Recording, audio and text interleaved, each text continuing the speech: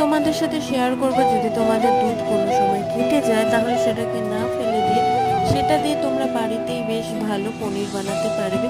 তার জন্য দুধটাকে ভালোভাবে জ্বালিয়ে নেবে, মানে দুধটা যখন কেটে যাবে ওটাকে ভালোভাবে জ্বালিয়ে নিতে হবে। দেখবে যে ছানাটা এবং ছানার জলটা দুটো পুরো আলাদা হয়ে যাবে।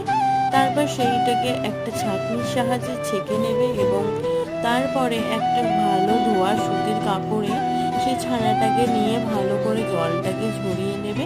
ঝরিয়ে নেওয়ার পর ছানাটাকে বেশ মুড়ে একটা কাপড়ে করে রেখে দেবে এবং ওপর দিয়ে একটা ভারী কিছু শিলনোড়া বা সেরকম যদি ভারী কিছু থাকে তাহলে সেটা দিয়ে চাপা দিয়ে রাখবে। চাপা দিয়ে রাখার 15 থেকে 20 মিনিট পর তোমরা এভাবে জাস্ট আলগা করবে, তখন দেখবে যে ছানাটা পুরো পনিরের মতো জমে গেছে। এবার সেটাকে তোমরা একটা ছুরির সাহায্যে ছোট ছোট ডুমডুম করে কেটে নেবে, তাহলে রেডি হয়ে যাবে হোমমেড পনির। আর ভিডিওটা ভালো লাগলে অবশ্যই চ্যানেলটাকে সাবস্ক্রাইব করবে।